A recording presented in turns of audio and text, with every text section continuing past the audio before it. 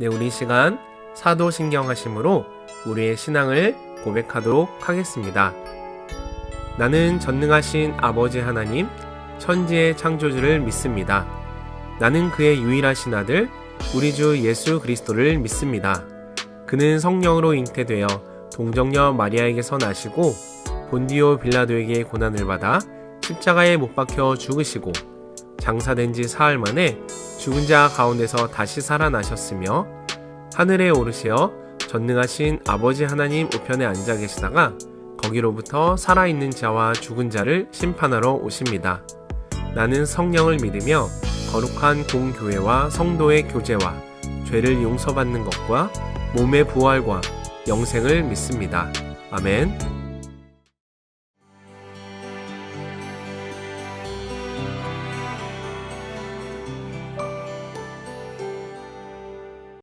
안녕하세요. 정갑신 목사입니다. 이제 열왕기하 마지막 두 장을 남겨두게 되었네요. 24장과 25장입니다. 24장과 25장은 전체 열왕기하를 좀 어떻게 보면 정리하듯이 들여다볼 수 있게 되는 말씀인데요. 이렇게 생각하면 어떨까요? 난 단지 따라했을 뿐이야 라고 말하게 될까봐 두려워하자. 이것을 좀 마음에 담으면 어떨까요?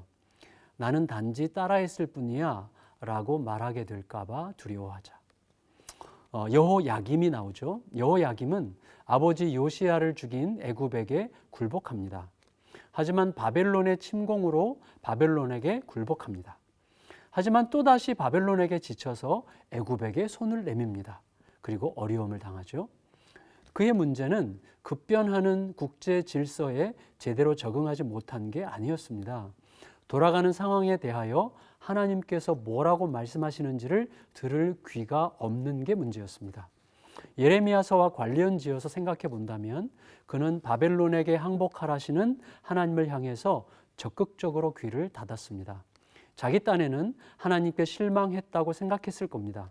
하나님에 대한 실망의 상처와 고집이라고 하는 부정적 의지가 결합하면 대책 없는 상태가 됩니다. 자신은 알 거 다 안다고 확신합니다. 그리고 알아도 안 할 거라고 고집합니다. 바벨론에게 항복하고 포로로 잡혀간 후에 제2의 출애굽을 기다리라고 하는 메시지는 장난처럼 들렸을 가능성이 있습니다. 자기가 무언가를 할 수 있을 것 같이 느껴지는 동안에 무언가를 이루어낼 수 있다고 격려하는 이야기가 아닌 것들은 전부 다 남의 이야기처럼 듣게 되는 것이 왕들의 본능입니다. 결국 여호야김은 불순종의 의지에 사로잡혀서 자신과 나라를 최후의 길로 인도합니다. 한마디로 여호야김에게는 다윗의 막대기가 없었던 거였습니다.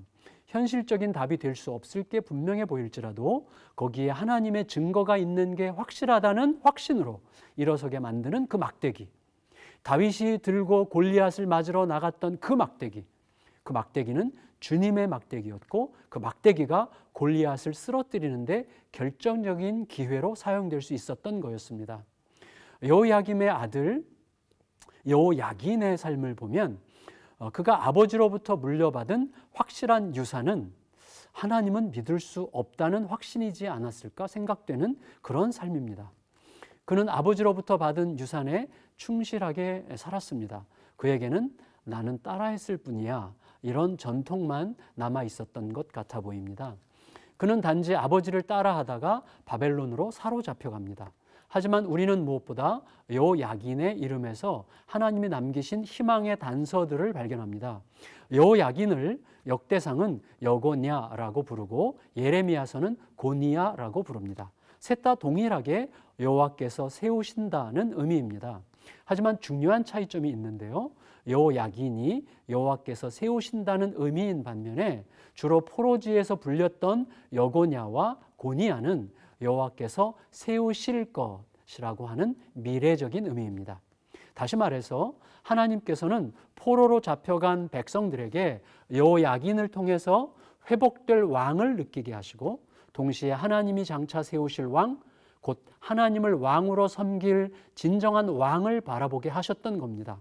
실제 하나님은 남북 이스라엘을 통틀어서 최후의 왕이었던 여호야긴의 왕직을 끝내 회복시키십니다.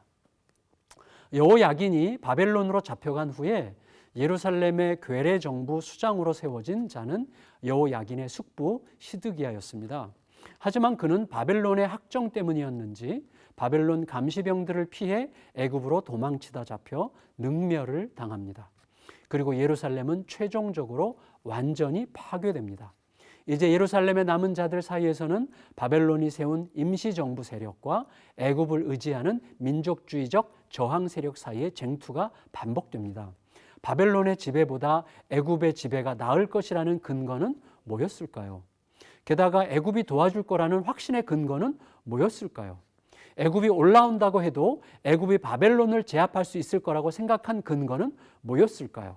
우리는 알 길이 없습니다. 남은 자들은 그 어떤 경우에도 명백한 근거를 찾을 수 없는 것들 사이에서 오직 변화무쌍한 상황에 몰입하며 좌충우돌할 뿐이었습니다. 하나님의 말씀은 처음부터 명백했습니다. 바벨론과 경쟁하지 말고 애굽을 기다리지 말라. 애굽은 오지 않을 것이다. 오더라도 애굽은 단기 보장, 장기 파산의 상징이 될 것이다. 오직 하나님의 회복의 날을 기다리거라. 성도 여러분, 꽃은 떨어질 수 있습니다. 하지만 꽃은 떨어져도 씨를 남기려면 역사의 주인에게 묻고 그를 기다려야만 합니다. 봄날은 우리의 몸부림과 함께가 아니라 하나님의 약속과 함께 오는 것입니다. 이제 그 마음과 함께 열왕기하의 마지막 장 24, 25장을 함께 읽도록 하겠습니다. 제24장.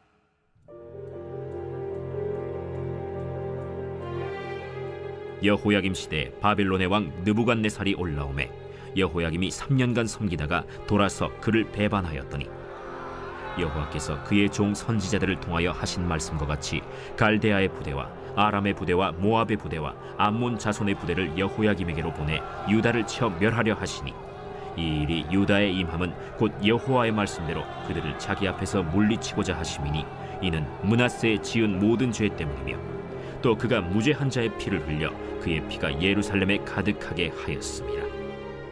여호와께서 사하시기를 즐겨하지 아니하시니라. 여호야김의 남은 사적과 행한 모든 일은 유다 왕 역대지략에 기록되지 아니하였느냐. 여호야김이 그의 조상들과 함께 잠에 그의 아들 여호야긴이 대신하여 왕이 되니라. 애굽 왕이 다시는 그 나라에서 나오지 못하였으니 이는 바벨론 왕이 애굽 강에서부터 유브라데 강까지 애굽 왕에게 속한 땅을 다 점령하였습니다. 여호야긴이 왕이 될 때 나이가 18세라. 예루살렘에서 석 달간 다스리니라. 그의 어머니의 이름은 느후스다여 예루살렘 엘라단의 딸이더라. 여호야긴이 그의 아버지의 모든 행위를 따라서 여호와께서 보시기에 악을 행하였더라. 그때 바벨론의 왕 느부갓네살의 신복들이 예루살렘에 올라와서 그 성을 애워싸니라. 그의 신복들이 애워쌀 때 바벨론의 왕 느부갓네살도 그 성에 이르니 유다의 왕 여호야긴이 그의 어머니와 신복과 지도자들과 내시들과 함께 바벨론 왕에게 나아가매 왕이 잡으니 때는 바벨론의 왕 8째 해이라. 그가 여호와의 성전의 모든 보물과 왕궁 보물을 집어내고 또 이스라엘의 왕 솔로몬이 만든 것 곧 여호와의 성전의 금그릇을 다 파괴하였으니 여호와의 말씀과 같이 되었더라. 그가 또 예루살렘의 모든 백성과 모든 지도자와 모든 용사 10,000명과 모든 장인과 대장장이를 사로잡아가매 비천한 자 외에는 그 땅에 남은 자가 없었더라. 그가 여호야긴을 바벨론으로 사로잡아가고 왕의 어머니와 왕의 아내들과 내시들과 나라의 권세 있는 자도 예루살렘에서 바벨론으로 사로잡아가고 또 용사 7,000명과 장인과 대장장이 1,000명 곧 용감하여 싸움을 할 만한 모든 자들을 바벨론 왕이 바벨론으로 사로잡아가고 바벨론 왕이 또 여호야긴의 숙부 마따니아를 대신하여 왕으로 삼고 그의 이름을 고쳐 시드기야라 하였더라. 시드기야가 왕이 될 때 나이가 21세라. 예루살렘에서 11년간 다스리니라. 그의 어머니의 이름은 하무다리요 림나인 예레미야의 딸이더라. 그가 여호야김의 모든 행위를 따라 여호와 보시기에 악을 행한지라. 여호와께서 예루살렘과 유다를 진노하심이 그들을 그 앞에서 쫓아내실 때까지 이르렀더라. 시드기야가 바벨론 왕을 배반하니라. 제 25장. 시드기야 제9년 10째 달 10일에 바벨론의 왕 느부갓네살이 그의 모든 군대를 거느리고 예루살렘을 치러 올라와서 그 성에 대하여 진을 치고 주위에 토성을 쌓으매 그 성이 시드기야 왕 제11년까지 포위되었더라. 그해 넷째 달 9일에 성중에 기근이 심하여 그 땅 백성의 양식이 떨어졌더라. 그 성벽이 파괴되매 모든 군사가 밤중에 두 성벽 사이 왕의 동산 견문길로 도망하여 갈대아인들이 그 성읍을 에워쌌으므로 그가 아라바 길로 가더니 갈대아 군대가 그 왕을 뒤쫓아가서 여리고 평지에서 그를 따라잡으매 왕의 모든 군대가 그를 떠나 흩어진지라. 그들이 왕을 사로잡아 그를 림나에 있는 바벨론 왕에게로 끌고 가매 그들이 그를 신문하니라. 그들이 시드기야의 아들들을 그의 눈앞에서 죽이고 시드기야의 두 눈을 빼고 놋사슬로 그를 결박하여 바벨론으로 끌고 갔더라.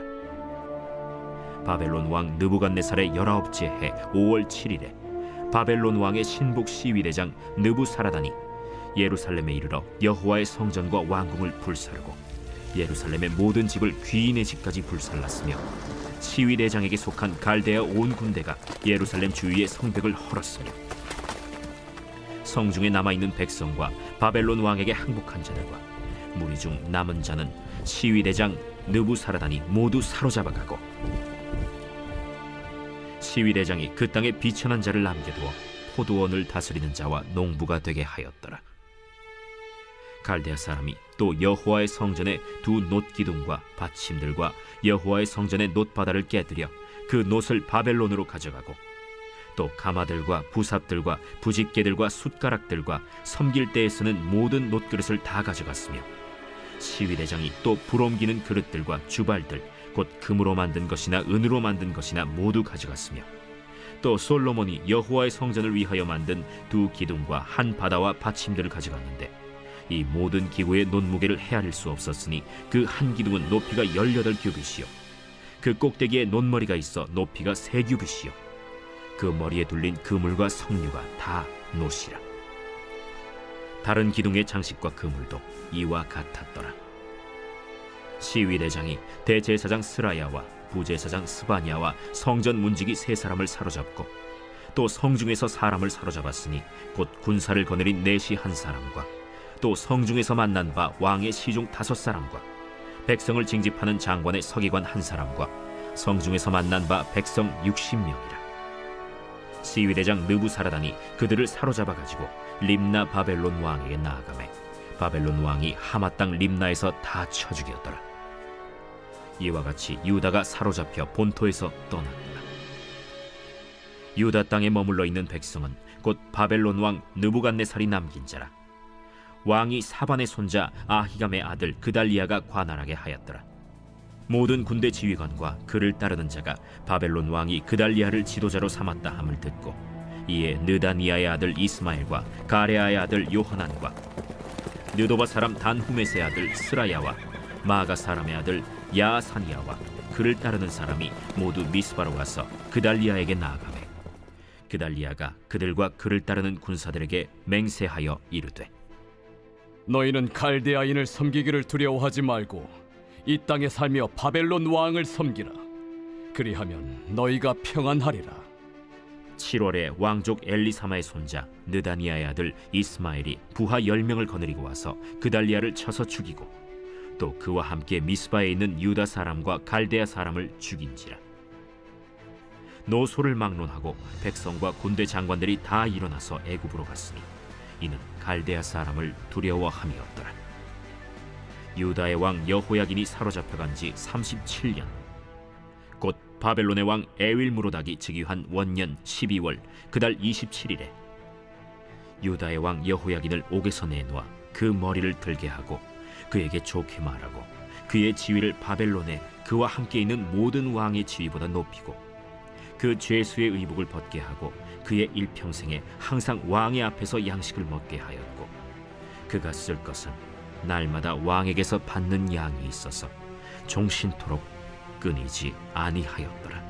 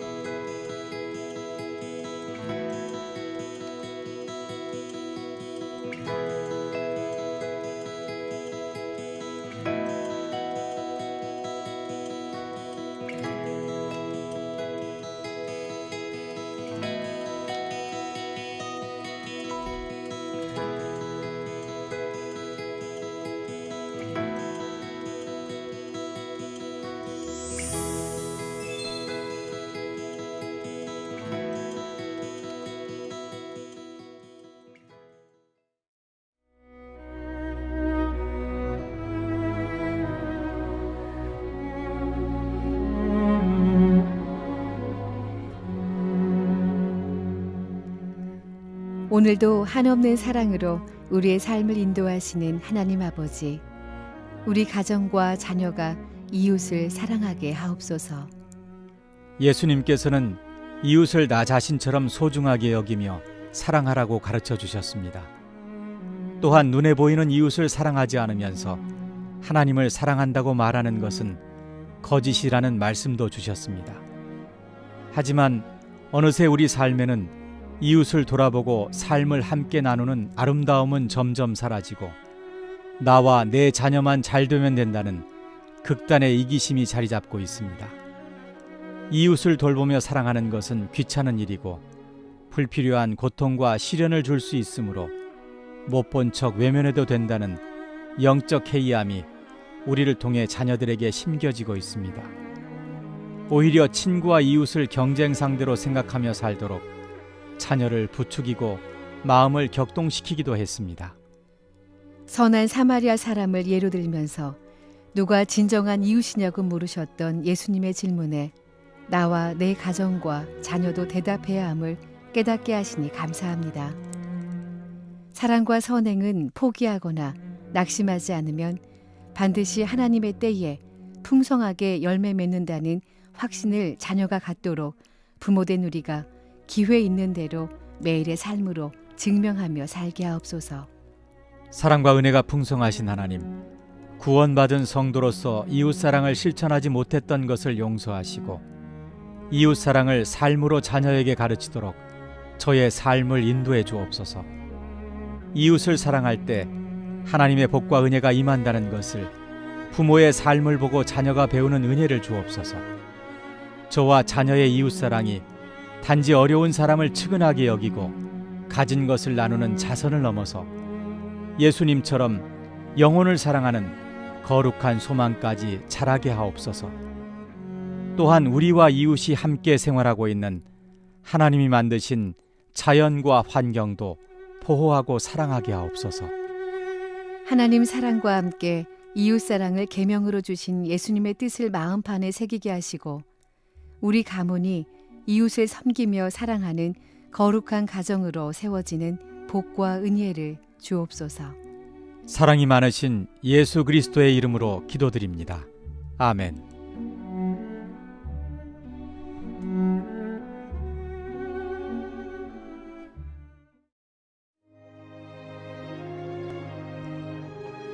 하늘에 계신 우리 아버지, 아버지의 이름을 거룩하게 하시며 아버지의 나라가 오게 하시며 아버지의 뜻이 하늘에서와 같이 땅에서도 이루어지게 하소서.